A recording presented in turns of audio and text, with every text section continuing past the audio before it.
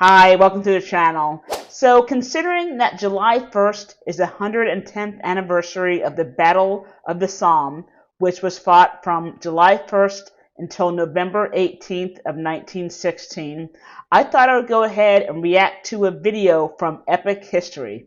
This is Battle of the Somme, 1916. For those of you who don't know, the Battle of the Somme, specifically the first day of fighting, was the bloodiest battle in Great Britain's history.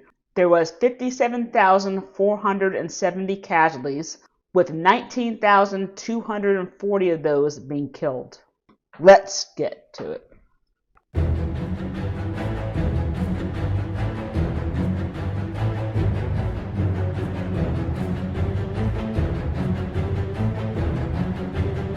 (1916).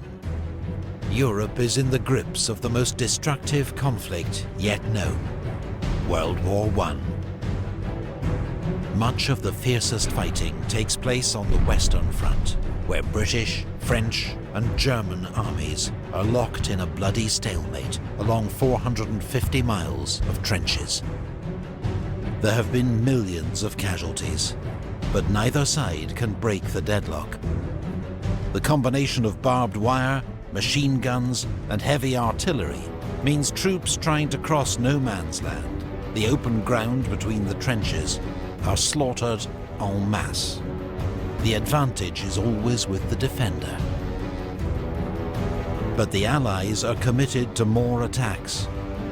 They're determined to liberate the parts of France and Belgium that were occupied by Germany in the first months of the war.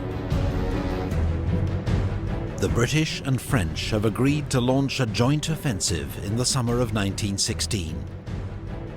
But the Germans strike first. In February, they launch a massive assault on the French fortress city of Verdun. Its defense requires all available French reserves. So the summer offensive will be led by the British, their biggest attack of the war so far. Its chief aim now, to relieve pressure on the French at Verdun. The combat-experienced French army was going to dedicate 39 divisions to the Battle of the Somme, but they ended up sending 27 of those divisions to Verdun to help with that battle. As a result, only 12 divisions were left at the Somme, which is why Great Britain had to take charge. The problem with that is that most of the British forces were volunteers and inexperienced.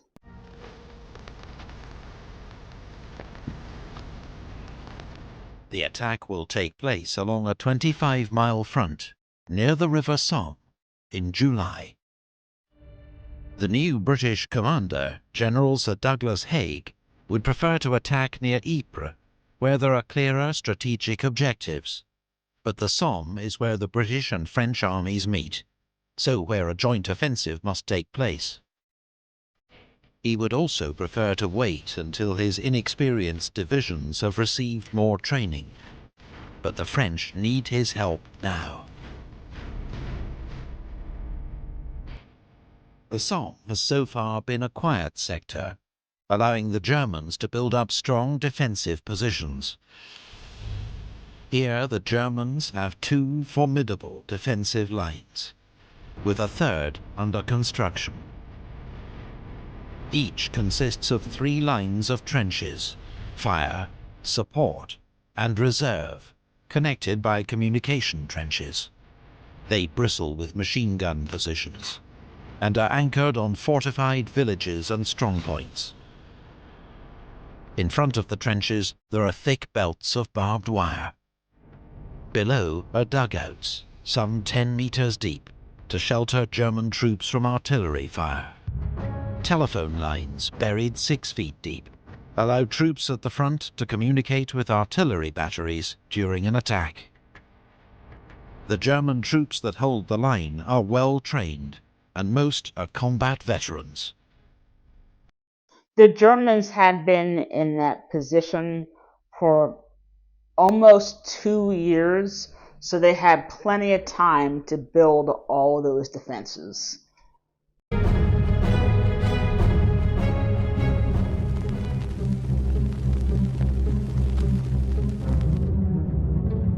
The offensive will be led by the British Fourth Army, commanded by Lieutenant General Sir Henry Rawlinson.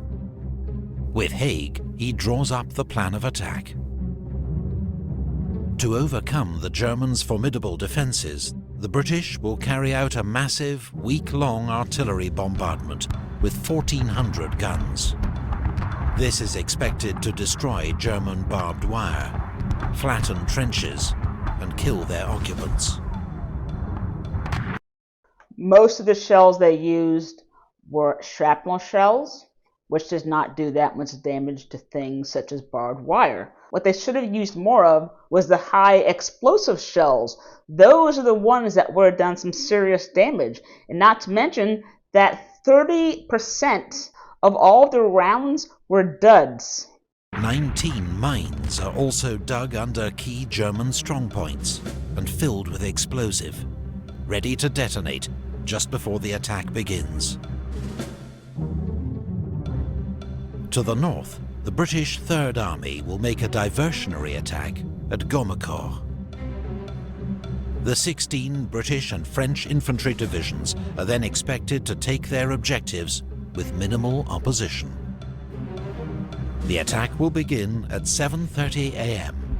in broad daylight, so the artillery can observe its fire. British morale is high, and the men are confident of victory. Many of the units taking part are PALS battalions, the eager recruits of 1914, now about to face combat for the first time. So Great Britain had about 2 million volunteers, many of them in the PALS battalions. The PALS battalions were when the recruiters went into workplaces and to neighborhoods and then promised all the men and boys that they signed up as a group, that they would get to train together and fight together. And because of the high casualty rate of many of these battalions, many communities were actually left without a generation of boys and men. In almost every city and town in Great Britain, you will actually find a memorial to those that they lost. But on the eve of the assault, there are worrying reports that the British bombardment has been only partially successful. 1.6 million shells are fired, but due to inexperienced gun crews, a shortage of heavy guns, and faulty shells, much of the German barbed wire remains intact. German defenders, too, are largely unscathed in their deep dugouts. And from captured prisoners and listening in on uncoded telephone calls, the Germans know exactly when and where the British are coming. It was not a secret that they were coming. It was pretty obvious because the Brits were stockpiling shells, building roads and drains, laying telephone and water pipes, and building trenches. And this was going on for at least 6 weeks before the offensive even started. And just an interesting note, the assault was actually scheduled for June 29th, but because of the weather and the rain, they actually had to delay it until July 1st. The Allied artillery bombardment reaches its peak at 7 a.m. At 7:20, the British detonate an enormous mine under a German strongpoint, the Hawthorne Redoubt, and British troops rush forward to occupy the crater. At 7:28, further mines are detonated under German strongpoints along the front. At 7:30, the Allied bombardment moves on to the German second line, as British and French infantry begin their advance across no man's land. That is called the creeping barrage, when the infantry units are working in tandem with the artillery. German troops, meanwhile, race up from their dugouts to set up machine guns. It's an enduring myth that all the British infantry climb out of their trenches and walk steadily towards the German line. A few units do, but most send men out into no man's land before the bombardment lifts, so the final dash toward the enemy line is as short as possible. So that march into no man's land was not easy. Most of them were going uphill and carrying up to 60 pounds of gear, and not to mention the fact that the machine guns that they were facing have about a 3,000 meter range. But in the northern sector, whichever tactics are used, the British are easy targets for German machine gunners, especially where they bunch up to get through the few gaps in the barbed wire. The British infantry advance bravely, but are mown down in their hundreds. Some units do break into the German line. Near Thiepval, the 36th Ulster Division captures the Schwaben redoubt. But without support on either flank, it's isolated, and the survivors are forced to retreat that night. On their right, the 32nd Division takes the Leipzig redoubt, while near La Boisselle, the 34th Division captures the Lochnagar mine crater. But these are just small toeholds in the German line, far short of their objectives.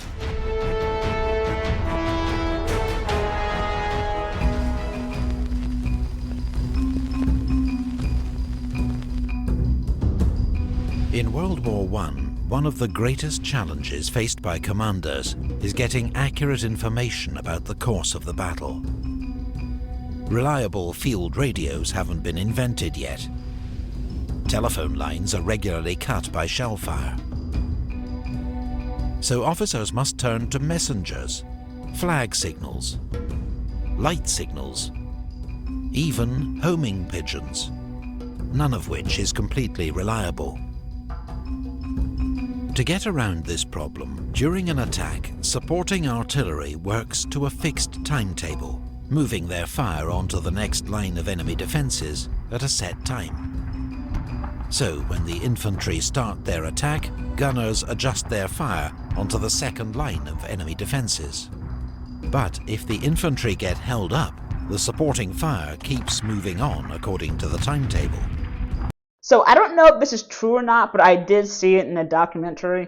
But I think 1 out of every 5 or every 10 soldiers actually put some reflective material or some glass or something in the back of their packs. That way, the forward observers working with the artillery could actually see the infantry's progress. If you know if that actually happened, please drop it in the comments. The infantry get left behind and are at the mercy of enemy machine guns. Or if they did that tactic, it might have only been in a few isolated units, or it just didn't work. Aerial observation by balloons and aircraft can provide valuable information, but rely on good weather and control of the skies. This is why, on the 1st of July, it takes British commanders hours, even days, to find out which attacks have been successful and which have failed. This makes it extremely difficult for them to react to the situation with any speed.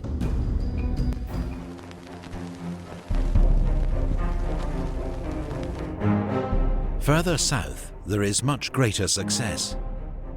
Despite heavy losses, the 21st and 7th Divisions take Mametz and cut off the heavily defended village of Fricourt, which the Germans abandon overnight.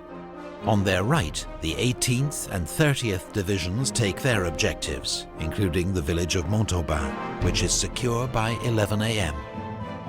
Alongside them, the veteran French 20th Corps also takes its first-day objectives, as well as 2,500 German prisoners. France had bigger guns, more experience, and they had the element of surprise. Germany did not expect them to attack that far down south. The Germans didn't expect the offensive to extend so far south, and are less well prepared. And, crucially, the Allied bombardment is boosted by French heavy guns, which are much more effective at destroying barbed wire and German strongpoints. At 9:30 a.m., French colonial troops lead the attack south of the Somme River. The French seize all their objectives and take 3,000 more prisoners. Despite success in the south, The first day of the Battle of the Somme is a costly failure for the British. German losses for the day are estimated at 12,000 men. The French lose 7,000. But the British suffer a staggering 57,000 casualties. I just want to make sure that people understand that when he says casualty, he's talking about wounded, captured, and killed. 1/3 of them killed. The 1st of July 1916 becomes the bloodiest day in the history of the British Army. It's also the bloodiest day in the history of the Newfoundland Regiment as well. And other countries such as South Africa and Australia, they also experienced some of their bloodiest days in their history also during the course of this battle. And it's just the first day in a battle that rages for another 4 months, finally ending in November amid freezing rain and mud. By then, the Allies have advanced 10 miles at a cost of 430,000 British casualties, 200,000 French casualties, and 450,000 German. To be a little more accurate, the German casualty rate is actually estimated to be between 450,000 to over 600,000. It makes the Battle of the Somme one of the bloodiest in history.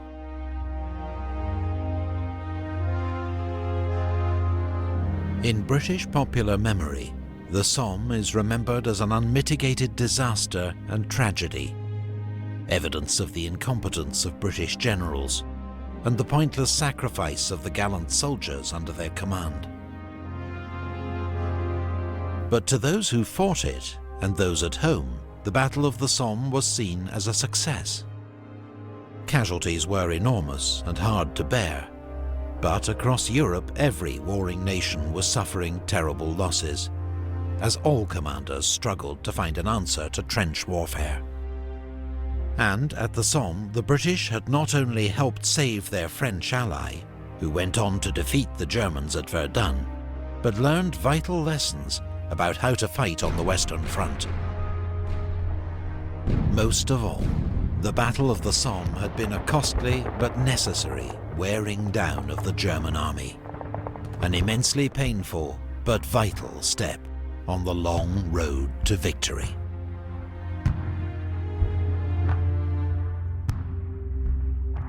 Over 3 million soldiers fought in that battle, with over 1 million becoming casualties, and it's estimated that up to or even over 100,000 war animals, such as mules and horses, were also killed in this battle. For the respect of all the countries that fought under the French and British flags, I do want to individually name them. For France, it was Senegal and West Africa. For Great Britain, it was India, South Africa, Canada, Newfoundland, Wales, Scotland, Ireland, and the ANZACS, Australia and New Zealand. If you do want to learn more about this battle or about World War I have a playlist right here. And if you want to hear an emotional and poignant ballad about this battle, I will put Motorhead's and Sabaton's 1916 on the screen for you guys, lest we forget.